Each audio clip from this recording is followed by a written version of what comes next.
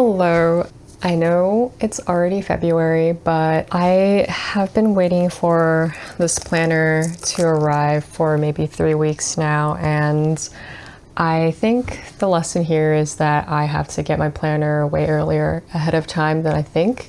My old planner was a write-in where there were no dates and I had to number everything myself, and it was just really easy to use. There's plenty of space for me to write my to-dos. I got tired of dating everything myself, so here we are. I wasn't able to get my hands on the hobonichi planner that everyone was using. I know the hobonichi weekly was so popular, but by the time I had decided I wanted one, it was sold out literally everywhere, and I just could not find it at all. It was coming down to the point where like even the designs that I really didn't want were also sold out, and I couldn't see myself using a daily. I was using this website to look at stationery, and I guess the downside is that it takes 3 weeks to arrive, but what could you do? So it is a pretty good dupe for the hobonichi weekly, but it's a little bit bigger and the pages are a bit thicker. Here's like one layout I have, and instead of having just a white blank space, it's also gridded on this side. Sorry, this is probably annoying, but this is how I decorated mine. I'm gonna leave some space right here for other stickers that I might find throughout the year. I just don't think it's necessary to decorate it all in one go. But I spent a decent amount of time trying to catch up to February where we are now. I kind of did like a junk journal sort of thing over here, and I used empty spaces to draw and doodle more, which I am pretty happy. Like, I'm happy with how this turned out, because despite having a little doodle notebook, I don't doodle at all in there.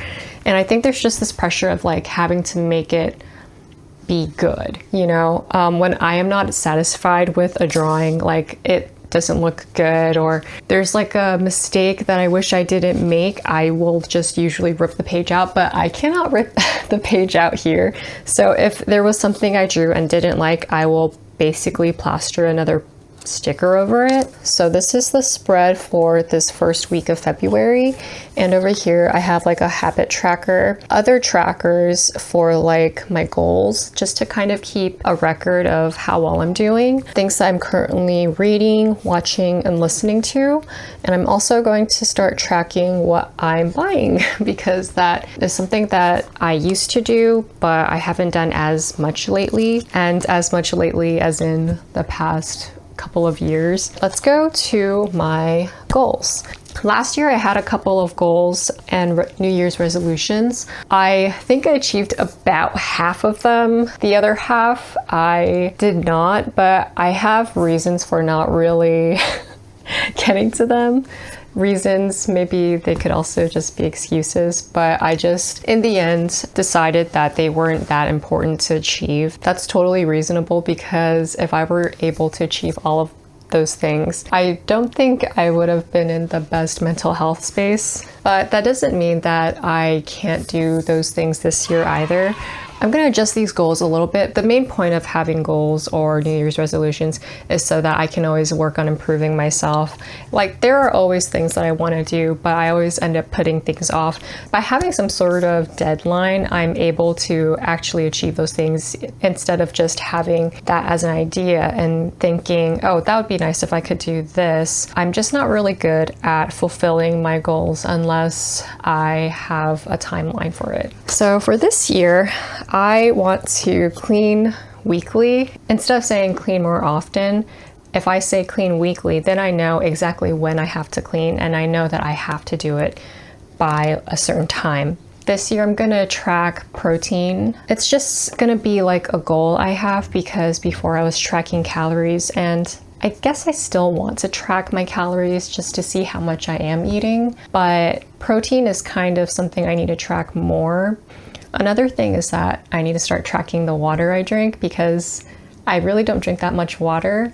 And instead of just telling myself, drink more water, if I have a certain number that I know I have to drink, I will inevitably drink more water. I think last year I averaged about 7,500 steps every day. This year I want to average about 8,000 steps. My book log for 2026 consists of finishing The Hobbit, which I started, 24/7, Heaven by Mieko Kawakami, Catabasis, His Dark Materials, it's a fantasy series that I kept in my closet but never started. I really liked the HBO show, and I also watched the movie when I was a kid, so I think it's just nice to give myself something really fun to read because I don't think I've read a fantasy series in a long time, besides like, I guess The Hobbit, but not that type of fantasy series.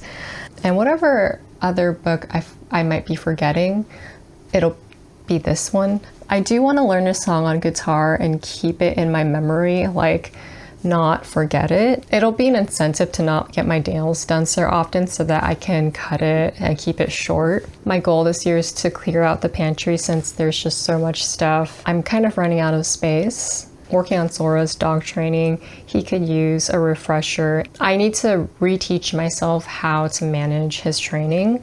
Major decluttering, like major decluttering. I want to stop getting stationery and use up everything that I have.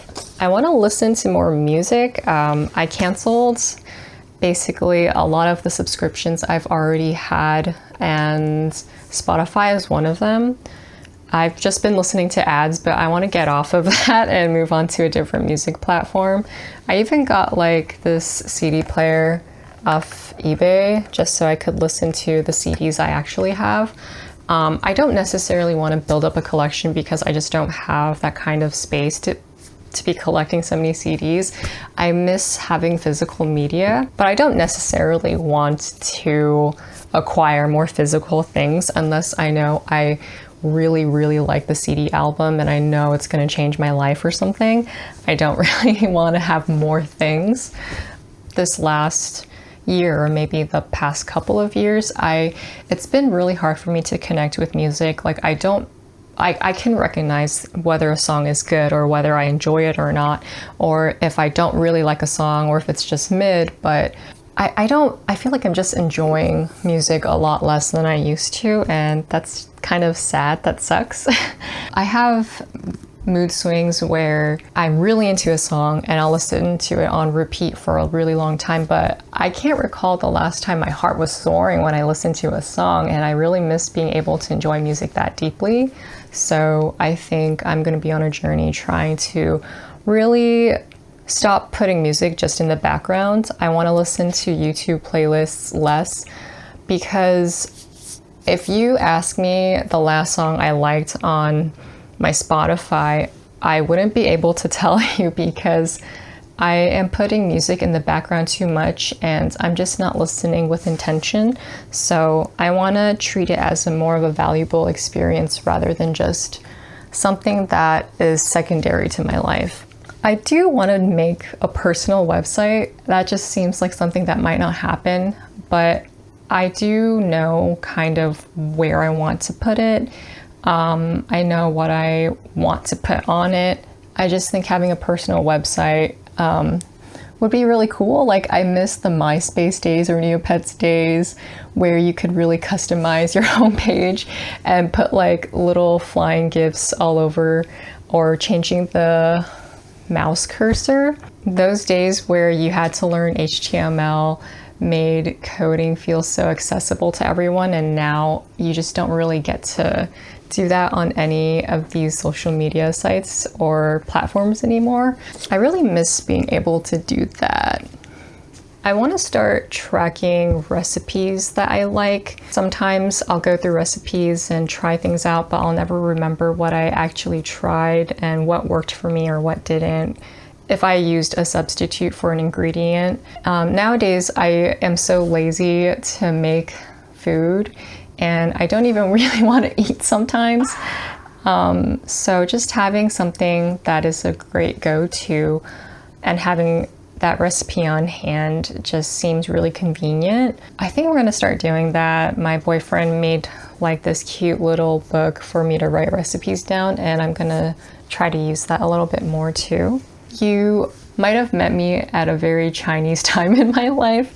I started drinking the Chinese baddie tea that has been going viral on TikTok. And so it definitely worked for me the first time I had it, and it was insane. Like, wow, I felt like a skinny legend. What am I gonna say? What else can I say?